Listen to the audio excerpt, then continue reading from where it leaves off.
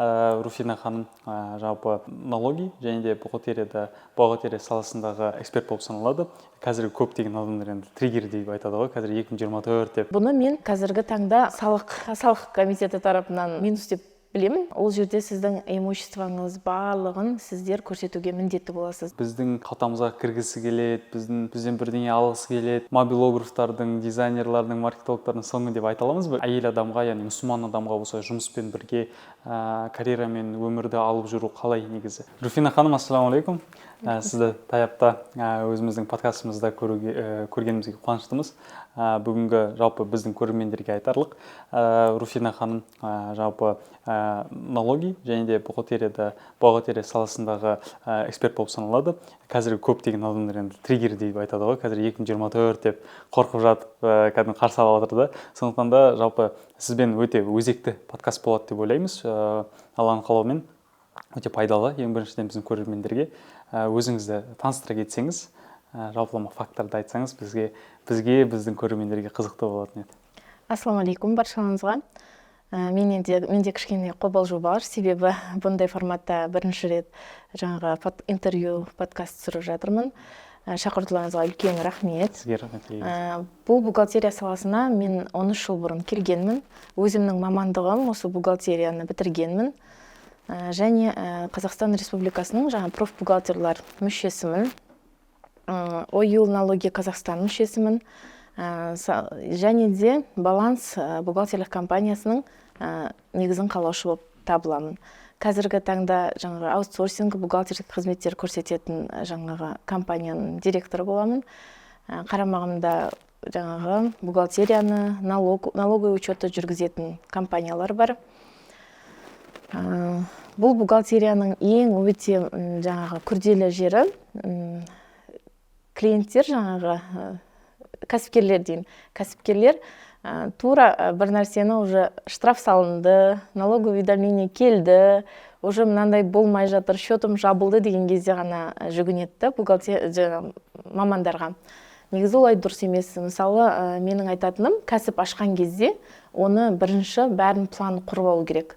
Жаңағы бухгалтериясын не істеймін, жаңағы себестоимость товары шығарған кезде оның ішіне налогтың суммасы көрсетілген ба. Мысалы, сіздің әр салаға байланысты жаңағы салық режимдері бөлінеді. Ол салық режимдерінің түрлері өте көп. Соған байланысты сізде жаңағы салық төлеуді оптимизация жасасаңыз болады.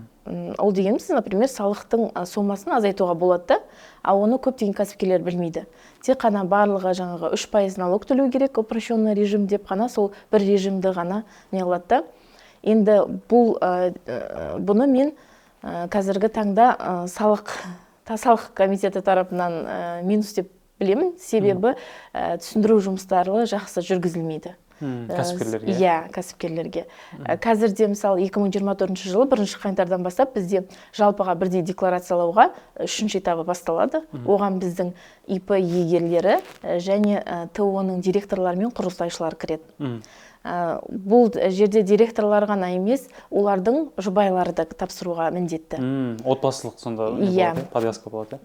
Сол себептен бұл жерде ең ескере кететін жайт, сіздер входящий отчет тапсырады ол кісілер.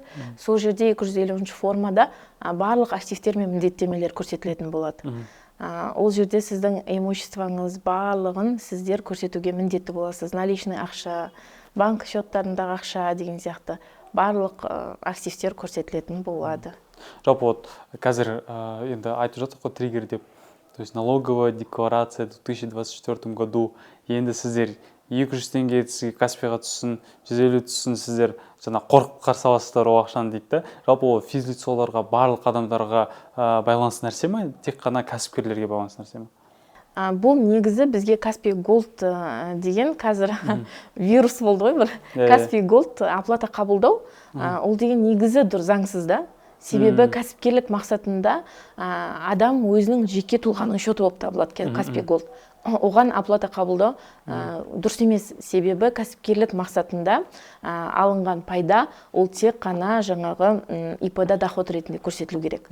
Егер де сізде жаңағы болады ғой, Каспи Пэй істемей қалды, не болмаса посттерминалдар банктарда істемей қалуы мүмкін да, сол кезде елдер, жаңағы адамдар голдқа қабылдап жатады. Ол кезде голдыңызды сіз тек қана жаңағы кассовый аппараттан чек соғу арқылы, жаңағы фискальный чек дейміз ғой, сол арқылы доходыңызды подтверждать ете аласыз. Жаңағы доходты жасыру, кіріс табыс көзін жасыру бізде уголовный кодекспен кәдімгідей не қылады? Қарастырылады. Иә, себебі уголовный кодекстің жаңа 245 бабына сәйкес салық төлеуден жалтару ол кәдімгідей үлкен айыппұлға және жаңа кәсіпкердің 8 жылға дейінгі бас бостандығынан айыруға алып келеді. Сол себептен жаңағы қандай да бір кәсіпті бастамас бұрын оның заңды ма, заңсыз ба, оплатаны қандай жолмен қабылдап жатыр, соның бәрін жаңағы анализ жасап, ол бүткіл жауапкершіліктің бәрі сол кәсіпкердің өзінде. Сол себептен соның бәрін заңды жағын ойластыру керек. Мысалы, адамдардың мынандай да ойлары бар да, яғни мысалы осындай заңдар шығару арқылы жалпы мемлекет біздің қалтамызға кіргісі келеді, бізден бірдеңе алғысы келеді деген сияқты. Енді бізде енді постсовет енді қазақ менталитеті болғаннан кейін бізде енді ондай жоқ қой, біреуге айтып жүру деген сияқты. Сондай адамдар, яғни ол адамдардың проблемасы, яғни олар бір жасырамыз деген ниетпен жасамайды, олар білмегендіктен, яғни мамандарға жүгінбегеннен жасайды ондай қателіктер. Бұл өте жақсы не. Бұл жерде бұндай сұраққа мен қалай жауап беретін едім. Көп адамдар табысын жасырып қалғысы келеді, ал бұл келесі жылы, мысалы, сіз входящий отчетқа барлық заттарыңызды көрсетіңіз, ақшаларыңыздың көлемін, қандай ақша бар екенін көрсетіңіз. Бірақ келесі жылдан бастап сіздер 270 форма тапсырылады ол адамдар. Сол жерде сізде, мысалы, осы жылы үй болды. Сіз оны көрсетіңіз. Сізде көлік құралы болды, қандай да бір. Сіз оны көрсетіңіз. И келесі жыл сізде жаңадан бір зат пайда болды. Жаңа имущество, не болмаса движимость или недвижимость деген сияқты пайда болды. Сол кезде сіздерде салық комитеті анализ жасайды. Сізде қандай да бір отклонение по суммам болатын болса, мысалы, сізде жаңағы 2023 жылы, мысалы, 24 жылы сіз входящий отчет тапсырдыңыз, 250 формаға мысалы 5 миллион көлемінде сізде движимое имущество болды. Бірақ сіз келесі жылы 10 миллион көлемінде движимое имущество сатып алдыңыз. Арасындағы 5 миллион расхождение шығады. Сол кездегі салық комитетінің сізге келіп түсетін уведомление, жаңа налоговое уведомление, 5 миллион қайдан алынды деген немен келеді. Сол кезде сіз сол сумманы доказать етіп тауыңыз керексіз. Қай жерде болды? Себебі сізде көрсетілген наличный сумма көлемі жоқ. Банк счеттарында сізде ондай көлемде ақша болған жоқ. Бірақ сізде қайдан екенін белгісіз, бірақ ақша пайда болды, сіз 10 миллионға жаңағы көлік құралын сатып алдыңыз. Осындай сұрақтар туындамас үшін 250 форманы ол бір рет тапсырылады. Оны как положено бәрін реттеп, жаңа активтеріңіз бен міндеттемелеріңізді анализ жасап, барып тапсырылатын отчет. Бұл енді біз осы декларацияның пайда болуы жалпы мобилографтардың, дизайнерлардың, маркетологтардың соңы деп айта аламыз ба? Өйткені көптеген осындай маркетинг саласындағы, кәсіпке қызмет көрсету саласындағы адамдар, олар наличкамен алады, яғни переводпен. Таяп болсын, басқа да банктар болсын, басқа да финтектер болсын, сол арқылы жай ғана переводпен алады. Яғни оларға бір қасабы тиюі мүмкін ба бұл декларацияның? Мысалы, олар ИП арқылы істеу керек па, жалпы қалай жұмыс жасау керек, мысалы? Самозанятый деген болды бізде ЕСП, бірақ ол 31 декабрьдан бастап тоқтады. Бұл жерде, бұл декларацияның басты мақсаты, бұл декларация бізде 2019 жылдан бастап заң бойынша қол қойылды ғой. Бізге декларацияға бірінші этапқа жаңағы мемлекеттік қызметкерлер және олардың жұбайлары кірді.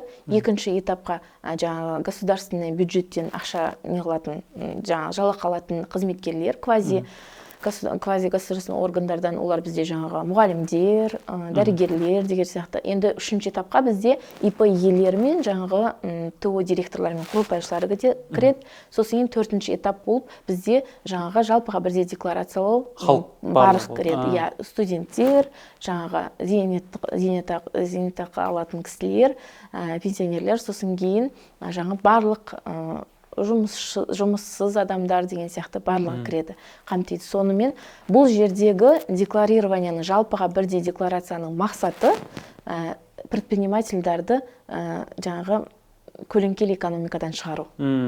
Көлеңкелі экономика деген жаңағы сияқты переводпен қабылдаған деген сияқты негізгі декларацияның түпкі мақсаты сол. Барлық кәсіпкерлерді прозрачный экономикаға шығару.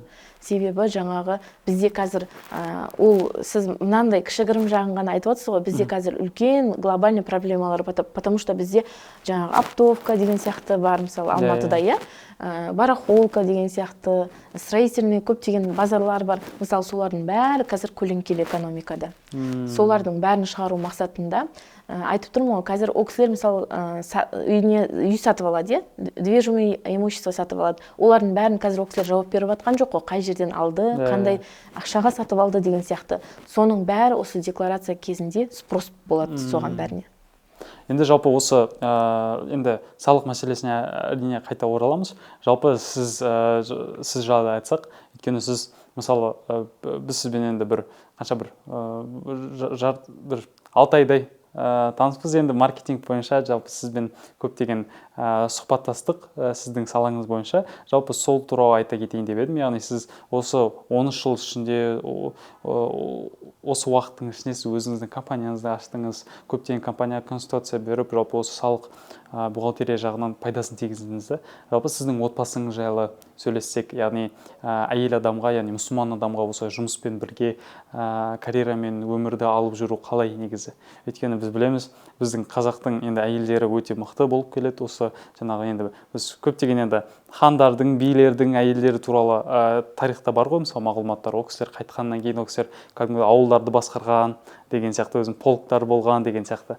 Сол жалпы сізге қандай мотивация береді мысалы? Және де осы баланс таптыру керек қой. Өйткені мысалы осы көптеген үлкен мәселелер шешіп үйге келіп, сіз бір шаңырақтың келінісіз, бір шаңырақ деген сияқты.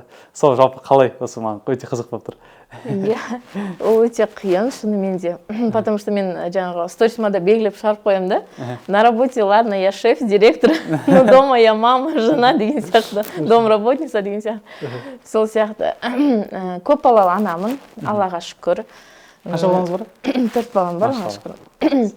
Оның бәрі менің жолдасымның арқасы, ол кісінің поддержкасы, жаңағы сияқты. Жоқ, сен үйде отыруың керек, сенің міндетің мынау деген ондай бізде міндет бөлу жоқ. Даму. Ол кісінің де сол ұстанымы сондай. Белгілі бір заттар жасалсын, және де даму да болсын деп, керемет. Бізде жаңағы бәрін үлгеру мүмкін емес, жаңағы үй несі бойынша. Сол себептен менде делегирование жаңағы сияқты әрбір істі өз маманына тапсыру, соған сенемін, солай үлгеремін. Жаңағы не деп айтамын, жұмыс. Болды, түсіндім. Яғни жалпы өзіңіздің енді жұмыс алғаннан кейін ол енді кәсіпкер болған, сіз өзіңіз енді кәсіпкерлерге услуга беру арқылы өзіңіздің кәсібіңізді орнатып қойдыңыз ғой. Жалпы мүмкін оның және де біздің Марғұлан Сисенбаев айтады ғой, мысалы жалпы ақша деген ол тек қана жаңағы продуктивті жұмыстың несі деп, побочный эффекті деп. Және сол іске қашан шыға бастадыңыз? Мысалы, сол кәсіп арқылы өзіңіздің туғандарыңызды қуантып деген сияқты, мысалы, мүмкін бір умраға барып қайтқан шығарсыз, мүмкін бір жақсы істер жасаған шығарсыз, мүмкін ондай толқу сезімдер негізі әр адамда болып тұрады ғой. Сондай бір кейстарыңыз бар шығар мүмкін. Осылай ана бастық болуымен жалпы өзіңіздің туысқандарға көмектесу деген сияқты, немесе бір жұмыскерлерді мүмкін тегін түрде үйрету деген сияқты. Онда бір социалдық тұрғыда. Бірақ ондай нәрсені көп айта беремін. Болды, түсінікті. Жалпы тағы да айтарлық жайт, енді біз декларация жайлы айттық қой. Декларация жайлы айтқанда енді көптеген біздің ағаларымыз, кәсіпкерлер енді жаңағы сіз айтып жатқандай перевод болсын, не болсын, соның енді өздерінің инициативасымен қояды. Біз енді мұсылман адам болғаннан кейін бізге ең бастысы ол енді белый жұмыс істеу деп айтады ғой, сол сияқты. Және де біз қалай ойлайсыз, яғни осы адам бухгалтерия жағынан, салық жағынан бәрін дұрыс істесе, оның кәсібінде береке өседі деген тезис бола ма сондай? Әрине. Бұл жерде жаңағы жақсы математика дейді ғой. Әрбір кәсіпте ең бастысы жақсы математика болу керек, жақсы есепте болу керек. Барлық табыста, жаңағы барлық кәсіпте табысқа жетуге болады. Ол 100% десе адамның жаңағы өзімен соған сенімі болатын болса, жаңағы есебі дұрыс болатын болса деген сияқты барлық кәсіпте, мысалы, осы жақында ғана маған бір компания, жақында 6 ай бұрын дейіне, 6 ай бұрын бір компания келді, ол сол уақытқа дейін 4% салық төлеп келген. Және ол кісіге жақсы болғанды, 4% салықты ол кісі мен үшін это нормально деп төлеген. Ну, это прибыльно деген сияқты ғып қиналмай төлеген ғой енді. Например, ол кісі жаңағы 180 миллионнан 4% налогты былай-ақ төлейтін, 3 ай сайын. И ол кісі маған келеді, мы делаем анализ. Жаңағы бухгалтерский учет қандай не бар, документация все есть. И мен ол кісіге айтамын, давайте перейдем на общеустановленный режим. 10% будете платить от чистого дохода. Не от всего дохода, от чистого дохода будете платить. Но это как?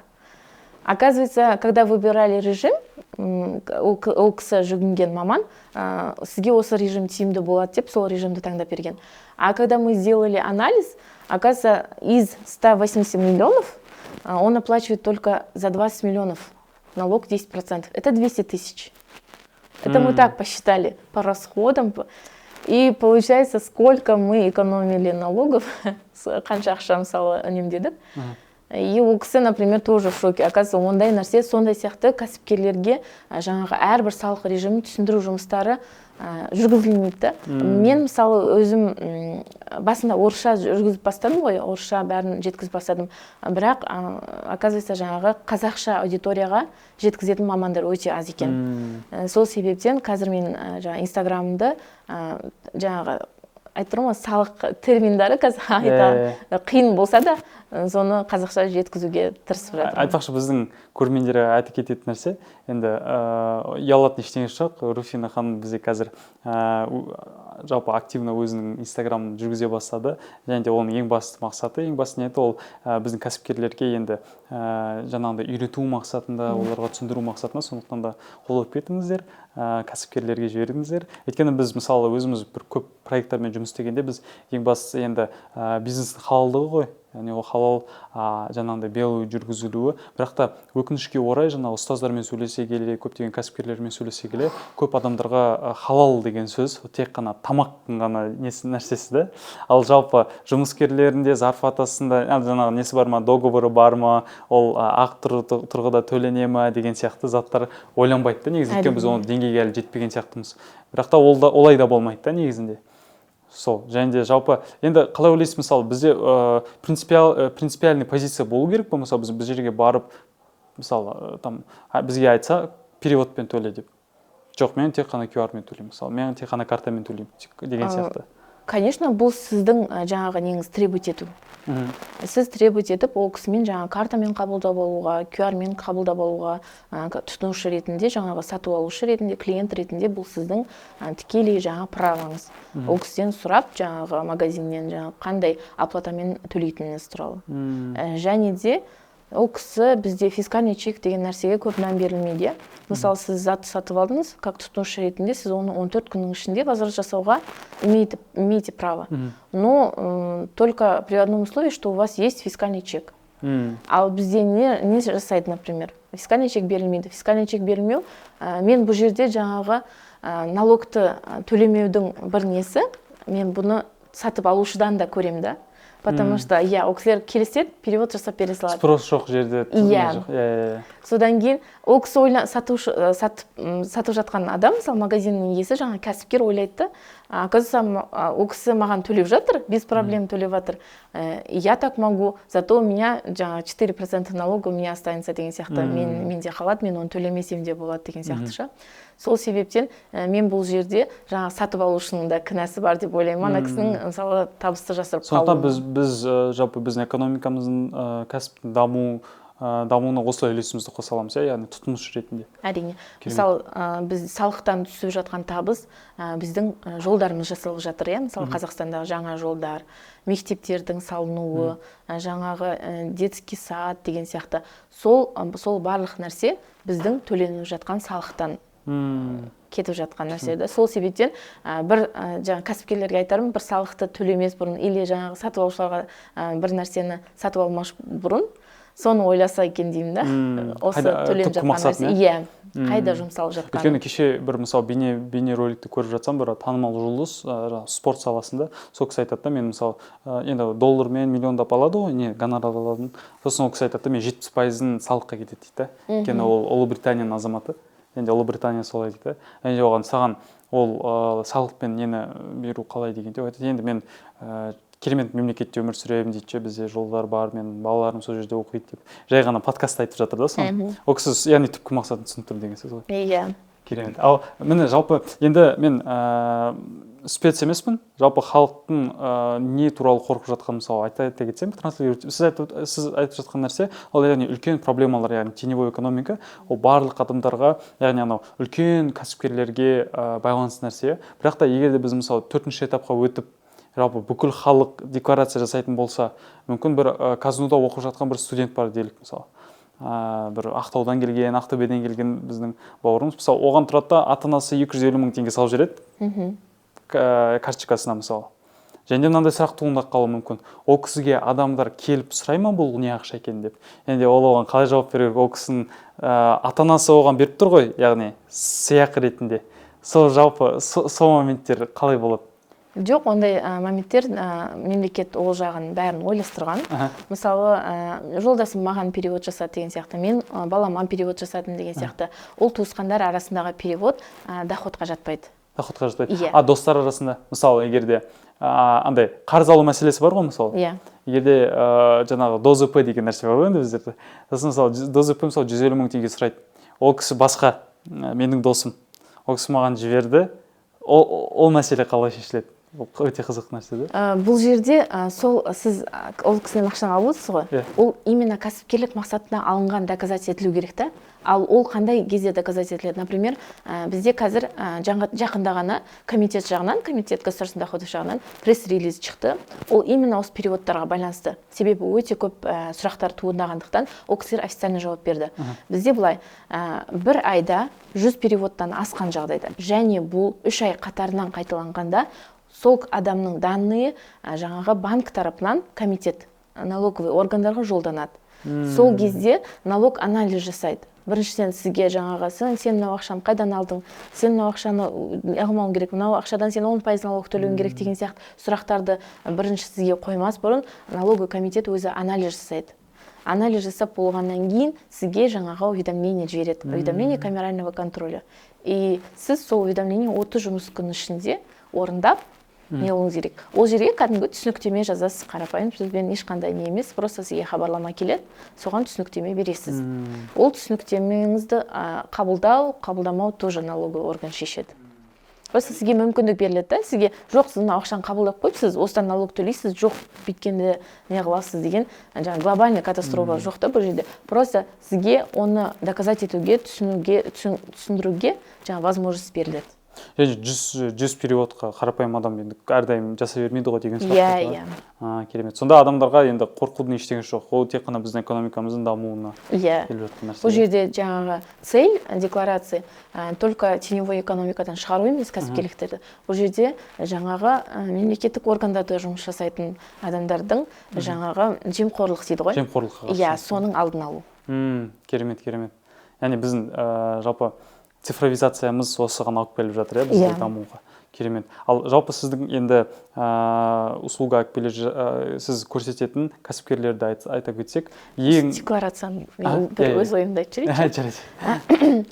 Мен өзім былай ойлаймын да, декларацияның қабылдану мақсаты кейін бізде, потому что 2018 жыл, 2019 жылдары налог на роскошь темасы қозғалды.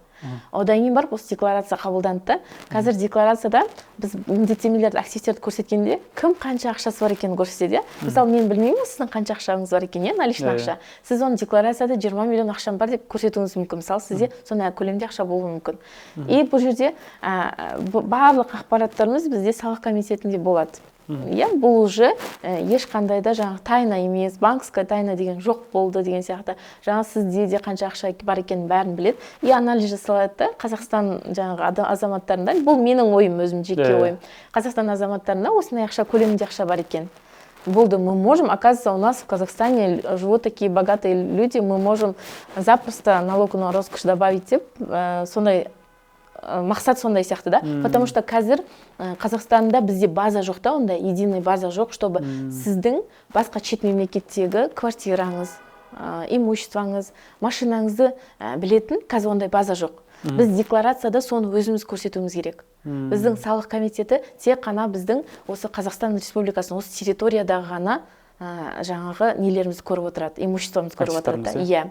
Ал шет елді көруге ондай әлі база жоқ. Сол себептен оны декларацияға өзіміз көрсетуге міндеттіміз да. Мысалы, менің Стамбулда осындай 2 бөлмелі пәтерім бар. Кадастровый номер осы деп. Содан кейін сол декларацияңызды қарап Турцияға запрос жіберіледі. Осындай адам азаматшаның, Қазақстан азаматшасының осындай неде квартирасы бар ма деген сияқты. О жақтың запрос келгенде болды. И осы вопрос соңында келе, сол налог на роскошь алып келетін сияқты менің ойымша. Потому что уже белгілі болады да, кімнің қанша имуществосы бар, кімнің шетелде қандай счеттарда ақшалары бар деген сияқты.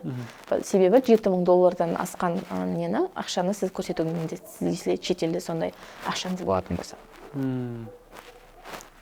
Керемет.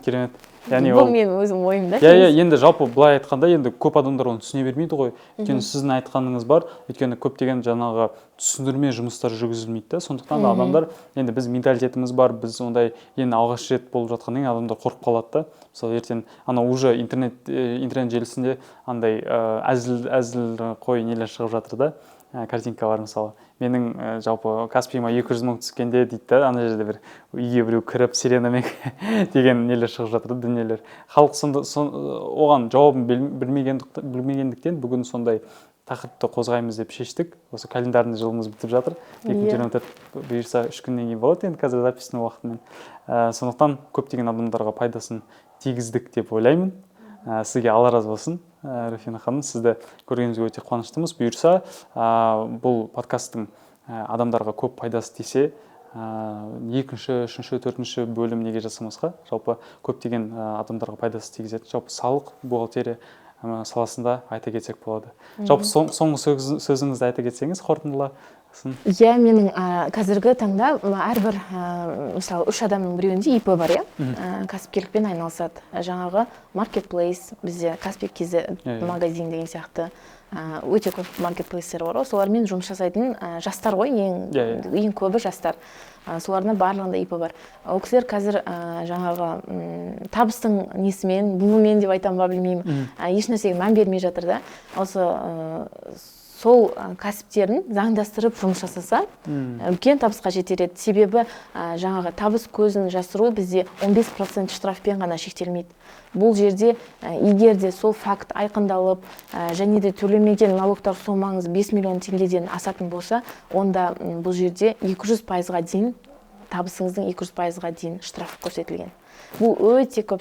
Мысалы, сіз 3% налог төлемеймін деп жұмыс жасап жатқан кәсіпкер, ертең күні 200% төлеу керек, төлеуге не болады. Содан кейін бұл жерде жаңағы уголовный кодекс болғаннан кейін 8 жылға дейін бас бостандығынан айырылу дедім, соған да әкеліп соғуы мүмкін. Сол себептен менің кәсіпкерлерге айтарым, ең бастысы жаңа қандай кәсіп бастасаңыз да заңды түрде бастасаңыз екен деймін. Себебі бұл алдағы болатын айыппұлдардың, жаңағы салық комитеті тарапынан келетін уведомлениялардың, потому что ол жерде кәсіпкер болғандықтан келетін әрбір уведомленияға жауап беру ол өте қиын, оны доказать ету өте қиын да. Мен өзім маман ретінде, мен мысалы бір уведомлениямен 20-15 күн отыруым мүмкін да, соны доказать етіп, соның кәсіпкердің жаңағы дұрыс жұмыс жасағанын доказать ету үшін сондай уақыт кетеді да. Ол маған маман ретінде қиын болғанай, кәсіпкерлерге ол вдвойне қиын болады да. Сол себептен әрбір кәсіпті бастамас бұрын бәрін заңдастырып, қазір ИП ашу да оңай, режимдарын, жаңағы Google бар ғой бізде, сұрақ қойса, любой сұрағыңыздың жауабы шығады деген сияқты. Соны бар, ТО да ашу бізде мысалы 1 сағаттық жұмыс бәрін главный ашып, заңды түрде жұмыс жасасаңыздар, бәрі жақсы болады деймін. Соны берекесі. Иә, берекесін иншалла аласыз, көресіз. Алла разы болсын сізге. Әмин, Өте қуаныштымыз сізге көргенімізге. Біздің көрермендерге өте пайдалы болды деп ойлаймыз. Шамалы қысқалау және де көп информация алдық осы уақыт бойынша. Енді уақыттың берекесін беріп қойды да бізге. Значит, біздің бір яғни бір мағынасы бар екен да, осы жасап жатқанымыз дүние. Және де жалпы қазір көрейік, адамдарға ұнап жатса, адамдарға ұнайды деген ойдамын. Және де екінші, үшінші жалпы келесі бөлімдерді түсірейік бұйырса. Жалпы жаңа тақырыптарда. Алла разы болсын сізге. Сіздермен алла разы болсын.